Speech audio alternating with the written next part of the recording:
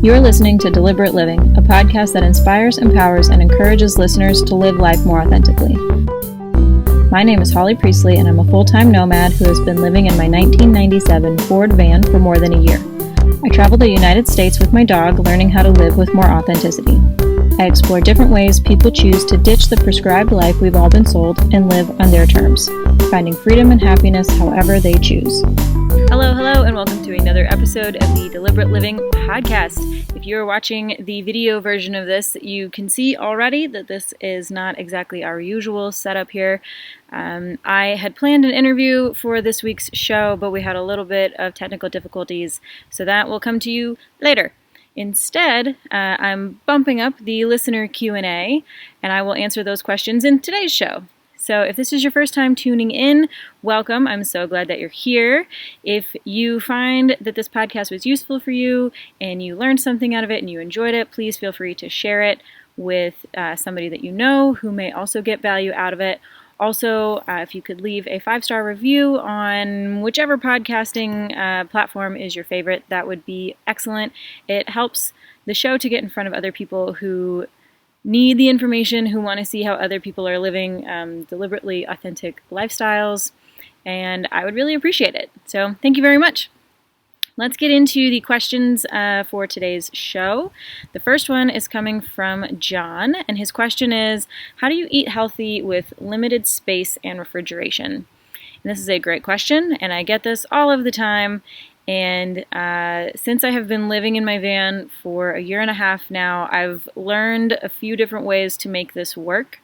My diet does come with a few caveats. I'm a vegetarian, and I also only have a 35-liter Yeti cooler that I very barely buy ice for. I don't like buying ice for the cooler because it does take up so much space in the cooler, making that 35-liter even smaller. And also when it melts, then I have water everywhere, and it can waterlog my food a lot. And I've also had issues with the Yeti leaking. So if I'm not on top of it 100% of the time, sometimes my subfloor gets completely soaked before I realize that it's all melted. So those are my caveats. I very rarely buy ice, although I will do it probably here in the coming months because it is getting so hot. And I also am a vegetarian, so I don't have to store any meat or anything like that. I also don't buy very much dairy or eggs. I do like cheese, but I don't keep milk or anything of that nature on hand either, so that makes it a little bit easier. I hate wasting food. I'm really lazy and I'm pretty frugal, so this means that whatever I buy for myself, I can basically trick myself into eating, because once I'm at a campsite like this, I'm not going to want to be driving back into any town to get some kind of restaurant food or fast food, so I basically have to eat what I have on hand. And that means that when I'm in the grocery store, I am deliberate about buying a lot of produce, and I'm pretty selective about which of those produce gets the scarce cooler space. Potatoes, carrots, squash, onions, plantains, and fruits and veggies like that do not generally get cooler space if it is limited, but grapes, Brussels sprouts, tomatoes, snap peas, those kinds of fruits and veggies do get first dibs on the cooler space. And I buy those a lot so that I will be forced to eat them because I hate wasting food, and if it's in the van and it's going bad, I'm going to make sure that I eat it, which does ensure that I eat fairly healthfully. The decisions to eat healthfully are made in the store, not necessarily in the van. I don't always like to cook. Like I said before, I can be pretty lazy, and I really like snack foods, things that don't require a lot of cooking and don't make a lot of dishes. Especially now that it's getting very hot, my stove is situated in the van and it does not come out of the van. And so I don't like to heat up the van during the day because then it just turns into an oven and it doesn't cool off very easily. So snack foods are really good for me for both my laziness and the heat of the summer. So for healthy-ish snack foods, I eat a lot of peanut butter and jelly, cheese and crackers, hummus and crackers or hummus and veggies, A lot of fruits, especially grapes. I like to keep those on hand pretty much all of the time.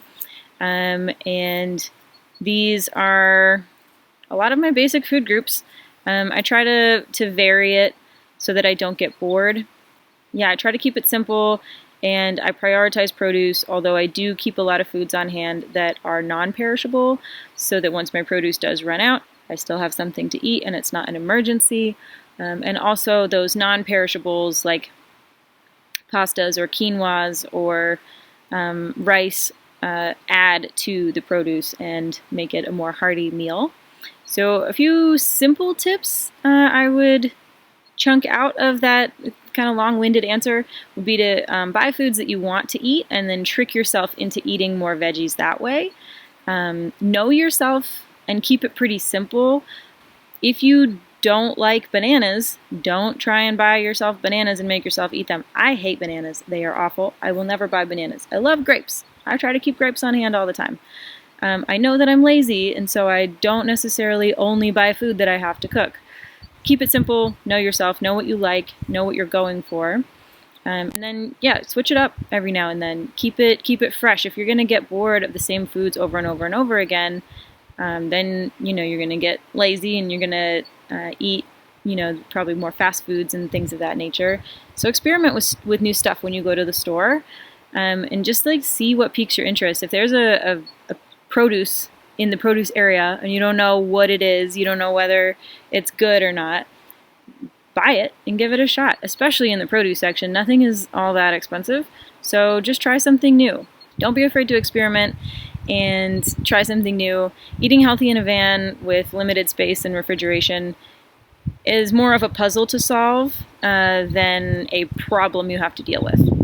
The second question comes from Emma, and her question is, how do you manage burnout on the road?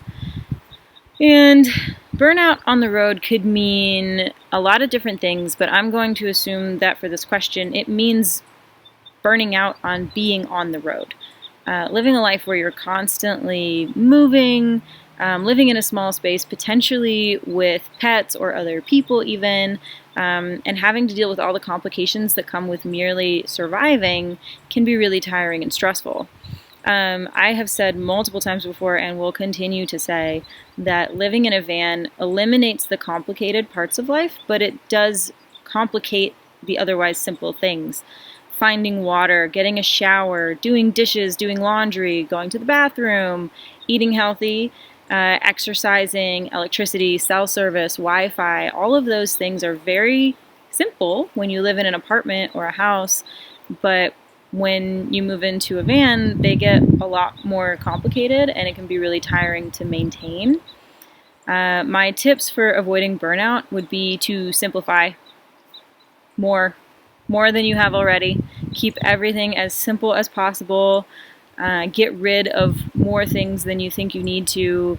Having more space and less clutter will make your life a lot easier. Anybody in the van community knows about the shuffle that you have to do when you're driving versus when you're camping. All the stuff that lives in your front seat has to move to the back when you drive and has to move to the front when you're trying to sleep. Simplify as much as you possibly can. My next tip would be to keep tabs on your basic necessities so that you don't kick yourself later at a campsite for missing an opportunity to fill up on water or throw out the trash. Just keep an eye on everything. Keep a level eye on, what levels you have on your water and your trash. Always throw it out if you get the opportunity, even if it's not quite full yet. If you kind of maintain your basic necessities and nothing becomes a dire emergency, it's a lot less stressful. I've 100% gotten to the point where I am fully out of water, and before I do anything else at all, I need to find a place to get more water. Or when you're fully out of gas, or any of those really important life necessities. My next tip would be to take breaks when you need to. Getting a night or two in a hotel or an Airbnb or even a friend's extra room does wonders for your mental health. When you're exhausted and totally at the end of your rope and you just want a hot bath and mindless TV, there's no shame in taking a break when you have to. We all have to keep our sanity somehow. I mean, people who live in apartments and houses take vacations to get out into the woods. So I think people who are in the woods all the time can take a vacation and get in a house for a few days. My next tip would be to get away from your van as much as you can. Like, go for hikes, go to museums when they open back up and it's safe. Get outside as much as possible to enlarge your living space. And this can be hard depending on the weather, depending on the season, and depending on where in the world you happen to be. But as often as you can, get away from the van. Like right now, I'm recording this outside the van. I'm not in it because the weather is nice and I have space and I can, so I'm going to. I love my van. It's my cozy little cocoon, and I love spending time in there. But when I spend 24/7 inside of it, I go a little stir crazy. So get out as much as you can. My next tip would be to vary the speed at which you travel. Last year, I did a lot of fast travel where I was in a new place almost daily, sometimes daily, where I would be driving and exploring new places every single day. And this isn't inherently a bad thing. It can be really exciting and really energizing until it isn't, and then it's stressful and exhausting. This year, I'm experimenting a lot more with slow travel, and it's immensely relaxing and very nice to kind of be able to spread out like this. And then it can feel really stifling and makes me anxious and restless. So switch it up, experiment, travel fast, travel slow, find the beauty in each of them, and just keep it varied. The third question is from Laura, and her question is, would you rather live in a place that you love with no friends or a place that you hate with friends? And Laura, I have done both of these in the long term and in the short term, and there's no real easy answer for you here, and I'm going to apologize ahead of time. On the one hand, living where you have friends can make any place fun, and on the other hand, if you love where you live, you will make friends by virtue of meeting people who are doing the same activities in the same place that you are, that you already love. It kind of comes down to your own health and vitality. If you're living in a place that makes you miserable, I would recommend exploring other options. Your friends, might come to visit you. Some may even move to where you are once they see how awesome it is. If the place that you're living is all right, not ideal, but not like horrendous, your friends might be the deciding vote for you to stick around. And if that's the case, then you need to make it a priority to travel more and get out of Dodge for a little while. Every time I've been faced with this particular problem in my own life, I have chosen my mental health every single time. Sometimes that means that my friends take precedence, their community outweighs the shittiness of the town that I'm in, and other times the place was just too bad, too toxic, too not right for me that I've had to leave for greener pastures. And as you can see now, the lifestyle that I have, I've found a good balance between living a nomadic lifestyle where I can see my friends, but I don't have to commit to living in any one specific area. Your mileage may vary, as always. Question number 4 comes from Dylan, and his question was, what was the hardest part of your van build? And for me, with my specific rig, this one behind me in the video, my 1997 Ford E350 Club Wagon with a fiberglass high top, was figuring out how to build on my specific rig. There isn't a lot of information out there for vans like mine, with curved sides and windows all around and the fiberglass high tops.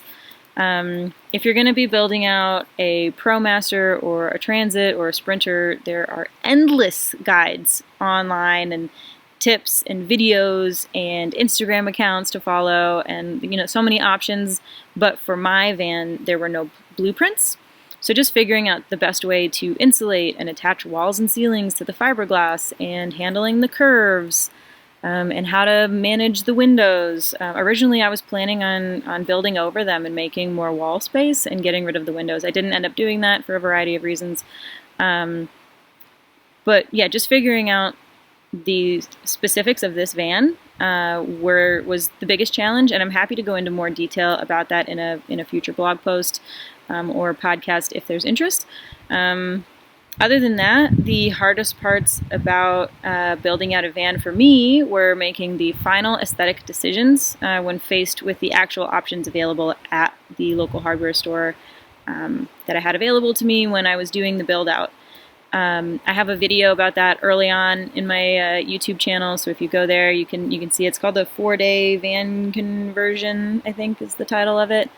But yeah, I had an idea of what I wanted my van to look like before I started building it out. But then when I was actually like faced with the options available to me, I started second guessing myself and wondering like, is this actually what I want?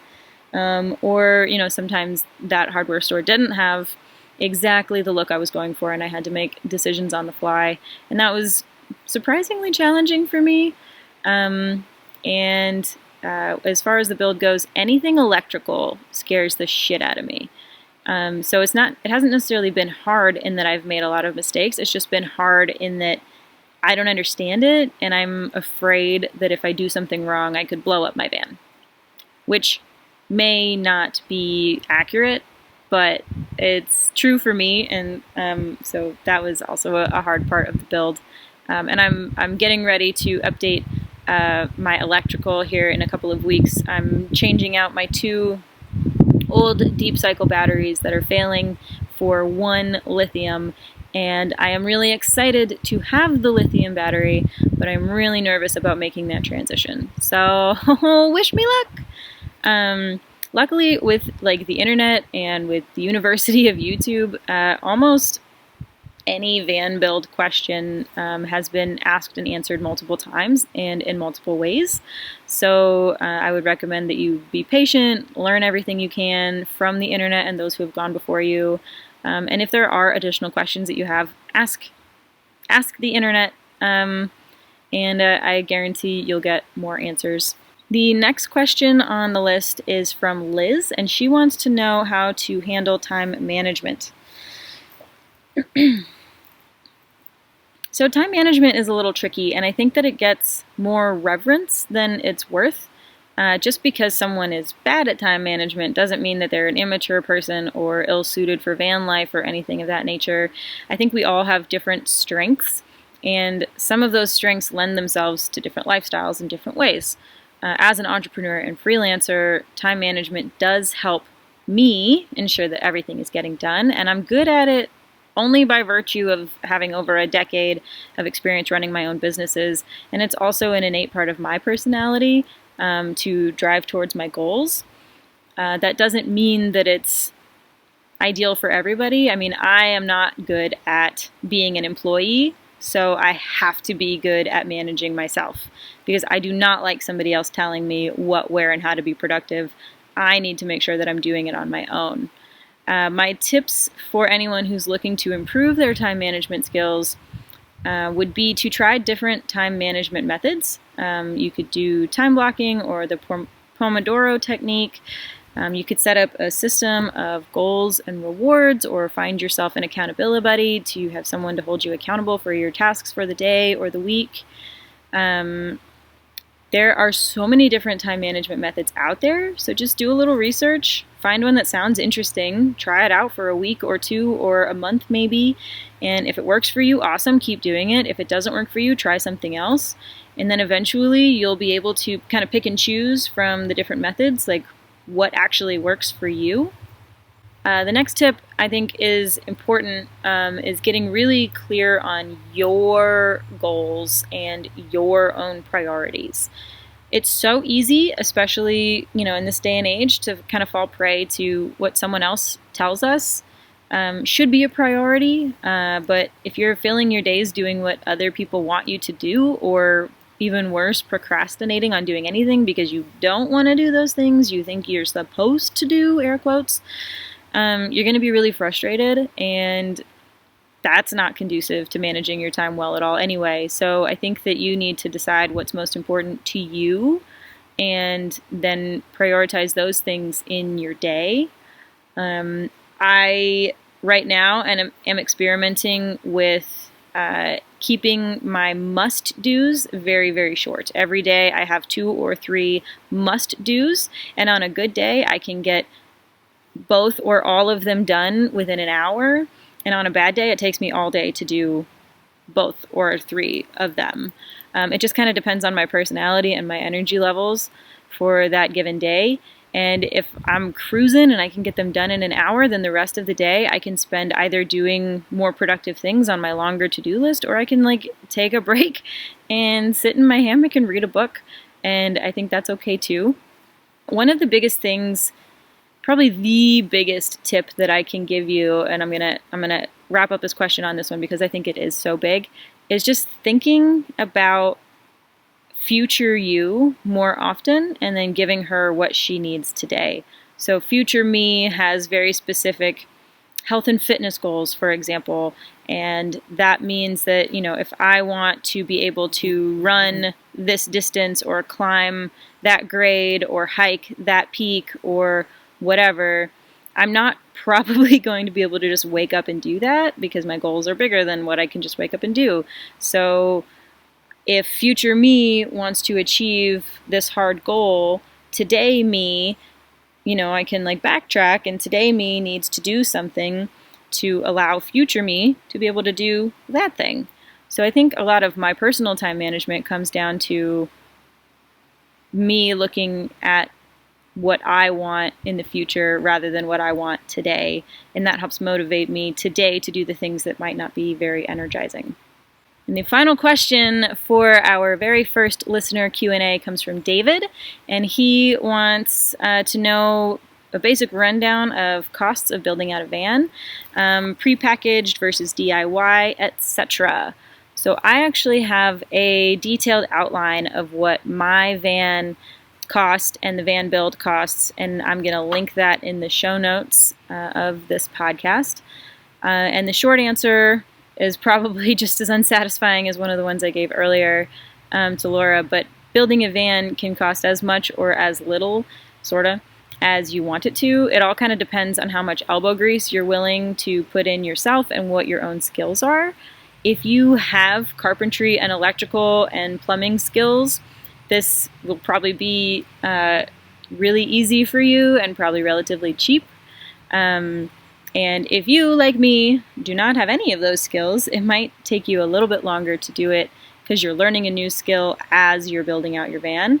And some of you may want to pay a professional to tackle the scariest bits. If that's in your budget, absolutely do that. There's no right or wrong way to build out a van. Having a professional company build it out for you isn't any better or worse than doing it yourself. Vans can cost as little as a couple $100, or $60,000 for a brand new Sprinter. And builds can cost as little as $0, using only what you have on hand already, or into the 6 figures using different professional builders around the country. And I have a number of friends who have done both ends of that spectrum. I have friends who have bought vans that barely run and then revived them to life because they have the mechanical abilities to do it, and then build it out as frugally as possible because that's how they prefer to live. And then I have friends who have gone the complete other direction and had a professional builder come in and build their new home on wheels for them, and they're absolutely beautiful. And there's no right or wrong way to do it. I think about a year and a half into living in the van, because I continually make upgrades, as many of you will as well, I've probably spent between $12,000 to $14,000 on my van and the build total. And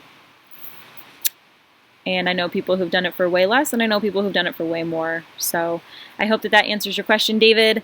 And I hope you guys have enjoyed this first listener Q&A. I had fun with it, and I hope to do them more in the future. So if you have additional questions that you want me to answer, maybe in a future episode, let me know. Leave them in the comments or send me a message or something. Once again, thank you for tuning into this episode of Deliberate Living, and I hope to see you around for next week.